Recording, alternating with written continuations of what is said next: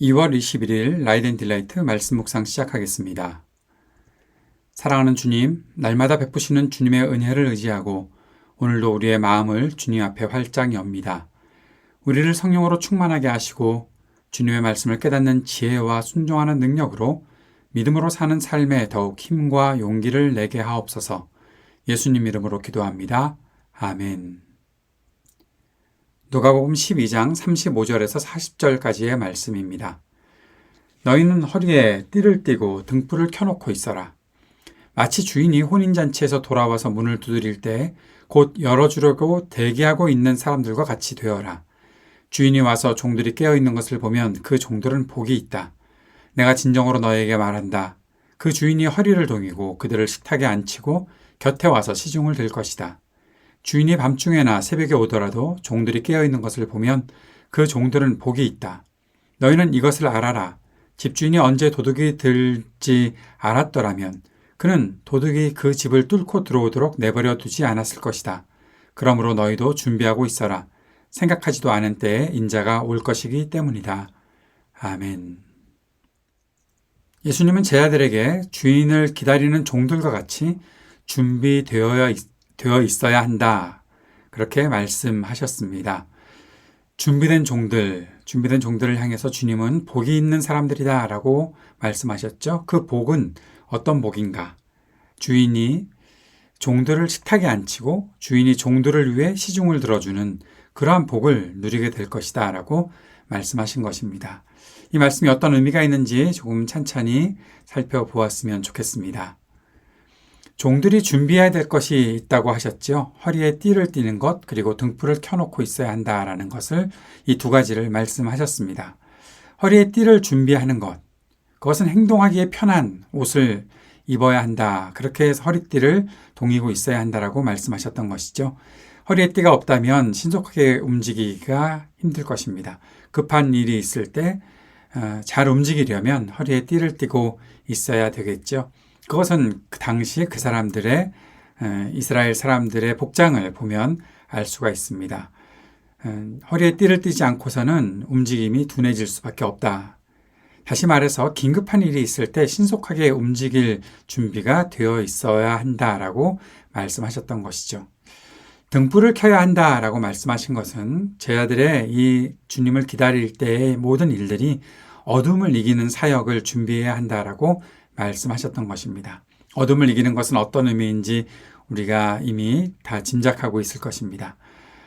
어둠 속에 빠져들어가지 않도록 밝게 하고 자신이 어떤 길을 어떻게 감당해야 하는지 알기 위해 등불을 켜놓고 있어야 한다라고 말씀하셨던 것이죠. 이 두 가지의 준비는 모두 깨어 있어야 한다라는 것을 말하고 있습니다. 그 마음 상태, 정신 상태가 온전히 깨어 있어서 내가 제대로 움직이고 제대로 일을 해내고 그리고 온전히 모든 것들을 밝히고 있는 그 빛을 준비하고 온전히 준비되어 있어야 주인을 기다리는 종의 태도가 될 수 있다라고 말씀하셨던 것입니다. 깨어있는 제자들, 그 깨어있는 제자들이 주님의 섬김을 받게 된다라고 말씀하셨죠.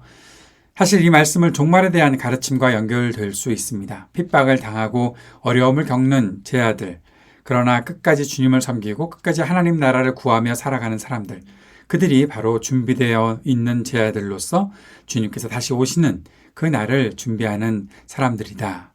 결국 그렇게 주님께서 다시 오셨을 때에 자신을 깨워서 준비하고 주님을 맞아들였던 모든 종들은 주님의 섬김을 받게 될 수 있다라고 말씀하셨던 것이죠. 주님을 섬기기에 깨어 있었던 사람들이 마지막 때에 주님을 만났을 때 주님께서 베푸신 그 잔치, 그 만찬에서 섬김을 받게 된다고 하셨던 것입니다. 그리고 주님께서는 이런 말씀을 덧붙이시죠. 주인이 밤중에나 새벽에 올 수도 있다라고 말씀하셨는데 그것은 바로 다시 오실 주님을 기다리는 것이 오랜 시간이 걸릴 수도 있고 언제 오실지 모른다라는 것을 말씀하셨던 것입니다. 그에 이어서 도둑을 은유로 말씀하신 것이 있죠. 왜 주님이 도둑처럼 도둑은 언제 들어올지 모르잖아요. 예고하고 오는 도둑은 없습니다. 마찬가지로 주님께서 오시는 것도 아무도 알 수 없다는 것을 말씀하시기 위해 도둑을 은유로 가지고 오셔서 말씀하셨던 것입니다. 그러나 분명한 것이 하나 있습니다. 아무것도 모르지만 우리에게 분명한 것은 깨어있는 제자들은 분명히 복을 누리게 될 것이다 라고 하셨던 것입니다. 사랑하는 여러분, 우리는 믿음으로 현재를 살고 있습니다. 그러나 이 현재만 사는 것이 아니라 다시 오실 주님을 기다리는 사람들이죠. 미래를 향해 나아가고 있는 사람들입니다. 기다린다는 것은 어떤 것입니까? 기다린다는 것은 멍하니 아무것도 하지 않고 기다리는 것이 아니죠. 주님을 맞이하기 위해 신속하게 움직일 준비, 깨어서 어둠과 맞서 싸울 준비를 하고 살아가는 것, 그것이 바로 주님을 기다리는 종들의 태도입니다. 우리가 주님을 기다리는 것이 그랬으면 좋겠습니다. 버스 정류장에 요즘 서 있다 보면 그런 안내 광고가 나오더라고요. 너무 휴대폰을 쳐다보고 있다가 버스가 왔을 때 혹시라도 사고가 나지 않도록 주의하라라는 그러한 내용의 멘트들이 나오더라고요. 아무것도 하지 않고 그저 딴 곳만 바라보고 있으면 진짜 차가 왔을 때 그 차를 탈지 못할 수도 있고 그 차를 급하게 타려다가 사고를 당할 수도 있다는 거죠. 다시 말해서 주님을 기다리는 것도 우리가 분명히 집중하고 해야 할 일이 있다라는 것. 버스가 왔을 때 곧 올라탈 준비를 하고 있는 것처럼 주님이 오셨을 때 주님을 맞이할 온전한 준비가 우리에게 있어야 한다는 것을 다시 한번 생각해 봅니다. 오늘 저와 여러분이 주님 맞이할 준비를 하고 있었으면 좋겠습니다. 그런데 그 이전에 한 가지만 더 생각해 봅시다. 이렇게 질문을 던져봅니다. 정말 주님이 오실 것을 기다리고 계십니까? 주님이 오실 것을 믿고 있습니까? 거기에 분명히 네라고 저와 여러분이 대답할 수 있었으면 좋겠습니다. 말씀을 기억하고 함께 기도합시다. 다시 오실 주님을 기다리며 깨어있는 주님의 종들이 되게 하옵소서. 기도합시다. 하나님 나라 복음의 일에 쓰임받으며 우리가 살고 주님을 그렇게 기다리는 주님의 종들 되게 해달라고 간절히 기도했으면 좋겠습니다. 오늘도 이 땅의 전쟁이 그치기를, 평화의 세상이 되기를, 지진으로 인해 고통당하는 사람들이 속히 회복되고 치유되기를 위해 기도합시다. 몸과 마음이 아픈 사람들에게 치유의 은총을 베푸시기를, 우리 삶의 터전에 희망 주시기를, 청년들과 노인들, 소외된 이웃들에게 주님의 은혜가 있기를 위해 기도하고 우리 하이브리드 30년 교회를 위해서도 기도해 주시기 바랍니다.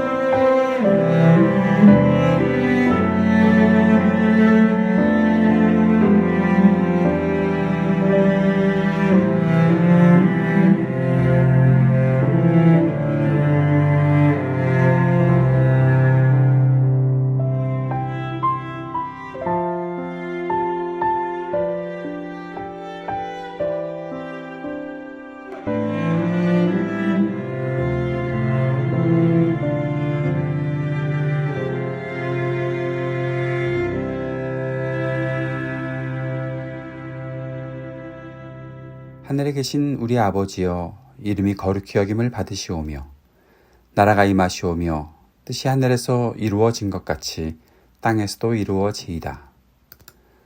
오늘 우리에게 일용할 양식을 주시옵고 우리가 우리에게 죄 지은 자를 사하여 준 것 같이 우리의 죄를 사하여 주시옵고 우리를 시험에 들게 하지 마시옵고 다만 악에서 구하시옵소서.